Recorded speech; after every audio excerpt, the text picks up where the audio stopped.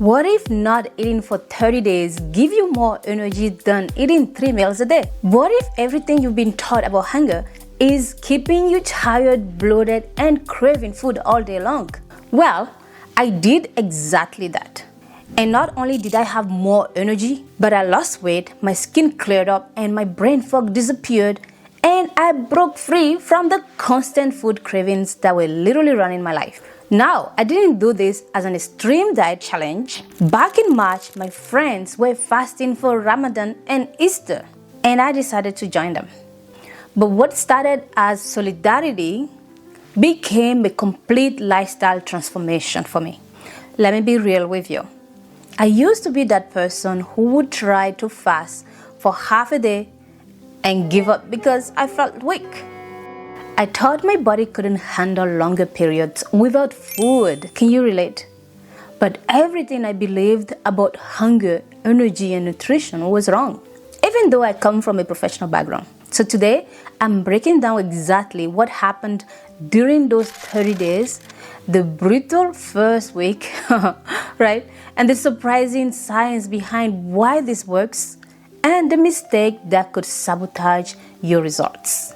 So stay with me, because this isn't just about fasting. It is about taking back control of your body and your energy. Let me tell the truth about those first days. I was exhausted. The first day, I literally felt like I was going to pass out.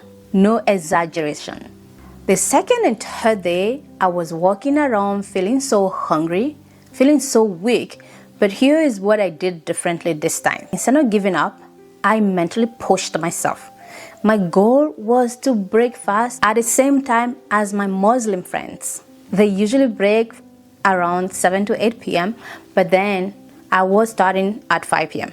That's fine, right?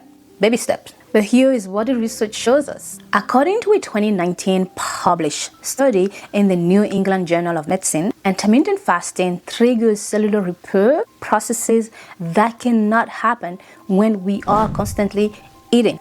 Dr. Mark Matson's research at Johns Hopkins shows that it takes about 10 to 14 hours for your body to start burning stored fat instead of glucose. So those first brutal days, that was my body literally rewiring itself. By week 1, something incredibly happened. I could care less about food anymore.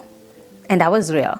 My body started getting used to it, and the portions I was eating got smaller because my body didn't need that much food to survive. Here is what I noticed. I was eating 3 meals a day out of habit, not hunger. Here is where I want to reference one of my favorite books, The Complete Guide to Fasting by Dr. Jason Fung. He talks about how our digestive system needs a break to process everything and break down unnecessary toxins that build up in our bodies. When you are eating every hour or 2 hours, which some people actually recommend, and I follow that, but it's so wrong. You are constantly feeding your body and feeding the toxins. I don't think that's what you want to do.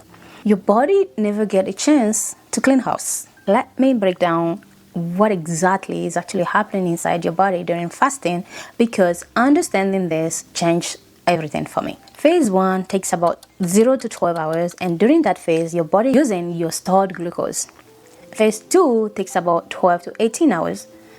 And during that phase, your body is actually burning fat for energy. Phase 3 happens around 18 plus hours, where autophagy kicks in, where your cells start cleaning themselves. A 2016 study in Cell Metabolism found that people who practice intermittent fasting, 16-8 fasting, lost about 3% of their body weight in about 12 weeks without counting calories. But more importantly, they saw improvement in insulin sensitivity and their blood pressure. Now, your liver plays a huge role in this detox process. Your liver has 3 different phases for detoxification. During phase 1, your liver is purely breaking down toxins. During phase 2, your liver is neutralizing the toxins, and during phase 3, your liver is trying to eliminate the toxins.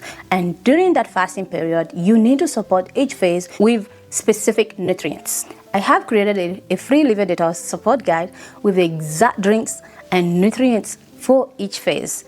Link will be in the description below. When I broke my fast, I wasn't just eating anything. I was really strategic about replenishing my body. First and foremost, I was consuming a lot of healthy fats. Salmon, mackerel, sardines, a lot of sardines because it's just simple to do and eat, right? Ready to eat. These are rich in omega-3 fatty acids that help reduce inflammation in your body. I was also using olive oil, avocado oil, and coconut oil. Next on the list is clean proteins, both plant-based protein and lean meat. Your body needs amino acids to rebuild the repair process. Next on the list is nutrient-dense vegetables, especially leafy greens loaded with vitamins and minerals. And I make sure I minimize my carb consumption. The next one is consume less carb. Just a small portion, and I was mainly focusing on protein and vegetables. Now let me tell you about the drink that supported my liver detox. Green drinks for phase 1, including spinach, cucumber, and lemon. Orange colored foods for phase 2, including carrots, turmeric, and orange. Protein-rich options for phase 3, including bone broth, amino acid supplements, and a lot of proteins. One supplement that made a huge difference for me was liver detox supplement. Again, you can find multiple on the market, but I have a video coming up that will teach you how to identify the right supplements for your body. Now let's talk about the unexpected transformation. Here is what nobody talks about: the mental and spiritual shifts. I started feeling different, lighter, more confident, and I was losing weight. Yes, even though weight loss was not my main goal, but I was also paying attention to what I was putting inside my body. I felt spiritually clean, elevated, more energized, focused, and more productive. Most importantly, production is everything for me. As Dr. Walter Longo says in the longevity diet, fasting is not just about weight loss. It is about cellular regeneration and longevity. And I felt that in my bones. I realized my body really didn't need breakfast. I used to love pancakes, not healthy at all, I know, but I discovered my digestive tract actually needed that break to process everything. Let me share some common mistakes I see most people make with fasting. One is overeating when breaking the fast. This defeats the purpose, right? Mistake number 2 is not replenishing properly with nutrients. And mistake number 3 is eating too close to bedtime. Mistake number 4 is not staying hydrated. I learned to stop eating just by 8 p.m. I know that sounds crazy depending on your schedule, but find what works best for you. The goal is to fast while you're sleeping.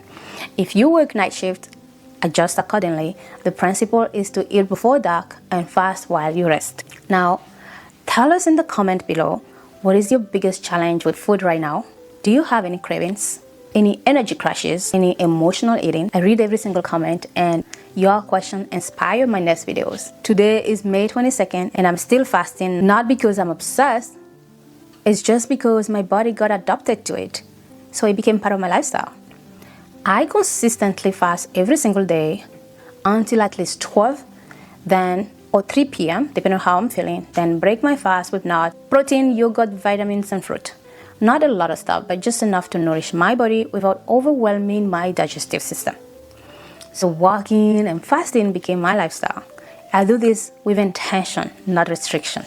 Now, speaking of lifestyle changes, I am currently accepting 10 volunteers for my 101 coaching program.